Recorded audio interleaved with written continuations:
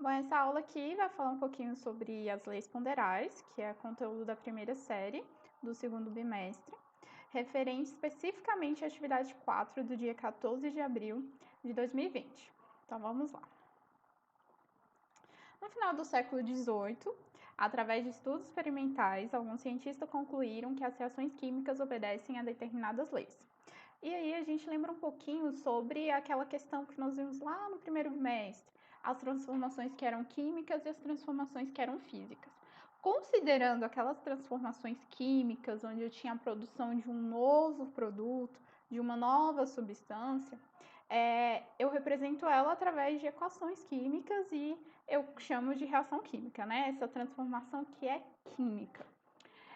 Então, assim, baseado nessas reações químicas que iam acontecendo, alguns cientistas, como o texto fala, eles viram que existiam algumas regrinhas, algumas coisas que pareciam comuns entre as reações. E aí essas leis ficaram conhecidas como leis ponderais, onde elas vão relacionar a relação que existe entre a massa das substâncias, dos reagentes e dos produtos que estão participando de uma reação química. Então, a primeira lei que a gente vai falar aqui é a lei da conservação da massa. É a lei de Lavoisier. Ele determinou que se você tivesse um ambiente fechado, um sistema fechado, a massa total das substâncias antes de acontecer a transformação química deveria ser igual à massa total depois da transformação. Então a gente pensa assim, transformação química é aquela que eu mudo a substância depois que sofre a transformação. E aí Lavoisier disse que se no início eu tivesse, sei lá, 5 gramas de algo, depois que sofresse essa transformação química, mesmo sendo uma transformação química, eu ia continuar tendo 5 gramas, agora de uma nova substância. Mas essa massa, ela seria constante. Por isso que vem o termo, conservação da massa. Bom, um exemplo aí. 2 gramas de gás de hidrogênio reagem com 16 gramas de gás de oxigênio, produzindo 18 gramas de água. Então, eu tenho como reagente o gás hidrogênio e o gás oxigênio, que eles vão reagir e produzir a água. Ok, o que a gente sabe? Que a massa dos reagentes, a massa do início da minha reação, ela tem que ser igual à massa dos meus produtos. Então, o que eu posso colocar aqui? Que a quantidade de hidrogênio, a massa do hidrogênio, mais o oxigênio tem que ser igual à massa da água. E aí, com isso, 2 gramas de hidrogênio mais 16 gramas de oxigênio tem que ser igual a 18 gramas que é a água. Exatamente o que o exemplo me deu. Obedecendo, assim, a lei de Lavoisier, que é a lei de conservação da massa. Bom, e aí tem uma frase que eu acredito que a maioria já deve ter ouvido, mas que é uma frase que ficou bem conhecida em relação a essa lei. É uma frase de Lavoisier, que na natureza nada se cria, nada se perde, tudo se transforma. Então, assim, lembrando dessa frase, a gente lembra da lei de Lavoisier, da conservação de massa. Não vai se perder, não vai sumir, não vai apenas transformar. Aquela substância que eu tinha no início, ela vai se transformar numa nova substância agora. Bom, a próxima lei é a lei das proporções constantes ou proporções definidas, estabelecida por Proust. Joseph Louis Proust, ele observou que se eu tinha uma reação química, as massas dos reagentes e a massa dos produtos, eles iam estabelecer uma proporção constante. Bom, o que seria isso? Vamos lá, trouxe aqui um exemplo de uma reação que tem C2 mais O2 que forma CO2. O carbono, oxigênio e gás carbônico. Bom, no primeiro experimento, eu coloquei 3 gramas de carbono, 8 gramas de oxigênio, que forma 11 de gás carbônico. Vamos conferir se está tendo aí obedecendo a lei de Lavoisier. 3 mais 8, 11, ok. Igual a 11 do gás carbono, ok. Então está obedecendo. Bom, no segundo experimento, o que eu fiz? Ao invés de 3, eu coloquei agora 6. E aí, 3, 6, qual a diferença? Eu dobrei a quantidade. Eu coloquei, se tinha 3, eu dobrei, coloquei 6. 6 de carbono, 16 de oxigênio, 22 de gás carbônico. Se eu somar 6 mais 16, me dá 22. Obedece à lei de Lavoisier. Mas observa, da linha de cima do experimento 1 para a linha de baixo, que é o experimento 2, o que aconteceu? Eu simplesmente dobrei a quantidade. Eu mantive a proporção de cada um deles, mas eu dobrei essa quantidade. Olha ali no terceiro experimento. O que aconteceu em relação ao primeiro? Isso, eu tripliquei a quantidade. Eu multipliquei por 3 cada um deles. Então, ao invés de 3, 3 vezes 3, 9. 8 vezes 3, 24. 11 vezes 3, 33. Então, eu mantive a mesma proporção, só que agora eu dobrei a quantidade. O que a gente poderia pensar nisso? Levando ali para a aplicação disso, de algo na prática. Quando você vai fazer uma receita de bolo, aí você olha lá, preciso de uma xícara de farinha, 4 ovos e uma colher de margarina. Sei, vamos fazer uma receita aí que precisa de dessas coisas. Bom, não tem 4 ovos, tem 2 ovos. O que você faz?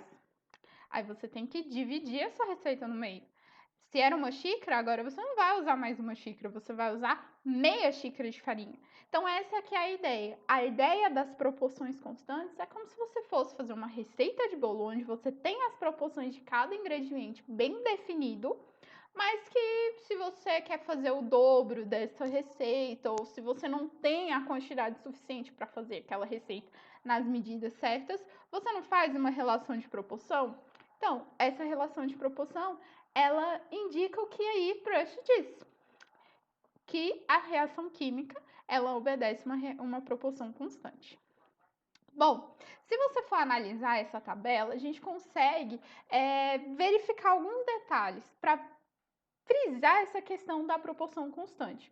Então, se eu pegar a linha de cima do experimento 1 e dividir pela linha de baixo do experimento 6, para ter uma proporção constante, para que todos esses valores sejam proporcionais, se eu dividir, eles têm que dar o mesmo valor, que foi o que eu coloquei aí. 3 dividido por 6 dá 0,5. 8 dividido por 16 e 11 dividido por 22 também dá o mesmo valor. Então, eles têm uma relação de proporção. Olha ali outro. Se eu pegar a massa de carbono e dividir pela massa de oxigênio em cada um dos experimentos que eu tive, fica 3 dividido por 8, 6 por 16, 9 por 24. Tudo isso também está numa relação de proporção, que dá 0,375. Outro, se agora eu quisesse pegar a massa de gás carbônico e dividir pela massa do carbono, eu também encontraria uma relação de proporção. 11 por 8, 22 por 16, 33 por 24, me dá um valor que é constante, que é 1,375. Próximo, massa de gás carbônico pela massa de oxigênio. Também deve obedecer essa relação de proporção. Então, tá aí, 11 por 3, 22 por 16, 33 por 9, que tudo dá 3,6666. Eu arredondei aí e coloquei 667. Tranquilo? Existe essa relação de proporção entre elas. Bom, considerando essas leis ponderais, a gente lembra um pouquinho do que a teoria de Dalton diz. Para explicar esses fatos experimentais observados nas duas leis ponderais, John Dalton imaginou a seguinte hipótese. Ele disse que toda e qualquer tipo de matéria é formada por partículas indivisíveis chamadas átomos. Para quem aí não lembra, o modelo atômico de Dalton foi o primeiro modelo atômico.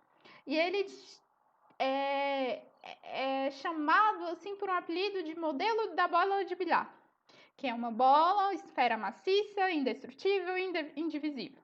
Então, considerando esse modelo atômico de Dalton, fica mais fácil da gente entender essas leis, a lei de Lavoisier e a lei de Proust. Olha ali, lei de Lavoisier. Então, se eu tiver uma reação como essa, eu tenho ali algumas bolinhas representando os meus átomos, uma é o oxigênio que está ali, e eu tenho ali uma junção de duas bolinhas de hidrogênio que vão formar uma molécula de água, que é o H2O. Eles estão bem estruturadinhos, bem bonitinhos, desenhados para facilitar o nosso entendimento. Então, olha lá, oxigênio, massa 16. cada bolinha de hidrogênio tem massa 1. Se eu somar isso, dá 2. Então, essa moléculazinha de H2 tem 2 gramas. E ali, olha ali para a água, para cá. A água ali. Cada hidrogênio é 1, oxigênio 16, hidrogênio 1. Se eu somo tudo, dá 18. Se eu voltar lá do outro lado, a soma também dá 18. Com isso, eu tenho a conservação da massa. No início tinha 18 e depois eu tenho 18 também. Reagente. Ai, tá misturado. Reagente no início e produto. Tranquilo? Lei de Proust também é a mesma coisa. Olha ali, 16, 2, que soma dá 18, que igual lá no final, 18. Na segunda combinação, olha o que aconteceu. Dobrou a quantidade. Mesmo dobrando a quantidade, eu mantenho essa relação de proporção, a relação de conservação de massas, que 32 mais 4, 36, que é a mesma coisa da soma da massa dos meus produtos. Viu como é tranquilo? É bem tranquilo essa parte. Bom, então eu trouxe aqui um exemplozinho para mostrar como essas leis ponderais elas podem ser aplicadas na prática, tá? E é como tá nos exercícios da atividade 4. Então vamos lá.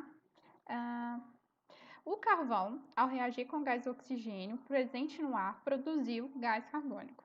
Essa reação foi feita 3 vezes e alguns valores das massas constam da tabela a seguir. Então tem aí carvão mais oxigênio que forma. Tá errado, não é gás oxigênio, é gás carbônico. Ficou errado aí o slide, mas vamos considerar, é gás carbônico, tá? No lugar de gás oxigênio. Então, ele mostra aí, na reação 1, 12 gramas de carvão, 32 gramas de oxigênio e X de gás carbônico. Na reação 2, ele não deu, colocou A de carvão, 16 de oxigênio, 22 de gás carbônico. Reação 3, 60 gramas de carvão, B de oxigênio, X de gás oxigênio. E aí ele pede, determine os valores de x, a, b e y. E agora, gente, como que a gente vai conseguir responder isso? Então, vou para outra tela, vamos ali para o Word, tentar descobrir como que a gente pode calcular aqui. Bom, pessoal, levando em consideração a lei de Lavoisier e a lei de Proust, a gente pode chegar em algumas análises aqui. Eu sei que a quantidade de carvão mais o oxigênio tem que ser igual à quantidade do gás carbônico. Tranquilo? Isso a gente precisa saber, que é a lei de Lavoisier. Bom, então, se for assim, fica fácil achar o valor de x. 12 mais 32 tem que ser igual a x. Beleza? Então, x ele vai ser igual a quanto? 44 gramas. Foi? Tranquilo, né? A gente aplicando aí a lei de Lavoisier, chegamos no resultado corretamente e tranquilamente. Ok. Vou deixar essa informação aqui, de que o carvão mais oxigênio tem que ser gás carbônico, e vamos tentar o próximo ali. O próximo, ele fala que A mais 16 tem que ser igual a 22 gramas. E aí, como que eu faço para descobrir o A? É só pegar 22 menos 16. Conseguiram pegar aí o link? Então, o link não, o gancho de como resolver. Então, se A mais 16 é 22, então 22 menos 16 me dá o valor de A, que é 6 gramas. E aí, tranquilo? 22 menos 16, 6 gramas. Foi? Bom, vamos então descobrir aí o próximo. Só que aí a gente se depara com um pequeno problema. Porque eu sei o valor de A, que é 6, a gente já sabe, né? Eu vou colocar bem aqui. X é igual a 44 gramas e A é igual a 6 gramas. Isso a gente já descobriu. Vamos deixar marcadinho aqui. Isso a gente já descobriu. Mas faltam as outras informações. Então, se eu usasse a lei de Proust, eu poderia chegar na conclusão de que 6 dividido por 60 seria a mesma coisa de pegar 16 dividido por B. Agora eu consigo então resolver essa questão. Ó, se eu pegar aqui Opa! 6, que é o valor de A, dividir por 60, tem que ser igual a 16 dividido por B. Pegaram aí o link da como resolver? Então, com isso, se eu isolar ali o B, eu vou chegar à conclusão de que 6B tem que ser igual a 16 vezes 60. Consegue ver aí? Analisar isso? Eu multipliquei cruzado e cheguei nesse resultado. Assim, se eu isolar o B, B tem que ser igual.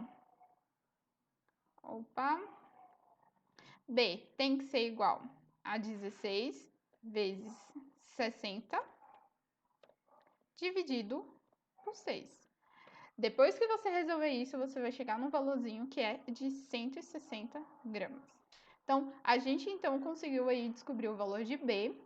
B é igual a 160 gramas. Beleza? Então, vou pegar essa informação e jogar ali para cima. Vou apagar aqui. Tá ok. Bom, gente, descobri o B, agora fica fácil descobrir o Y. Eu sei que 60 mais 60, opa, 60 mais 160, que é o valor de B, tem que dar Y. Com isso, Y tem que ser igual a 220 gramas. E aí, gente, difícil? Acho que não, né? Então, fechar aqui. Bom, me despeço de vocês e tentem aí. Qualquer dúvida já sabe, podem chamar no WhatsApp, no Instagram, lá no GR8, no fórum do GR8, que eu tô aí para ajudar vocês. Bons estudos!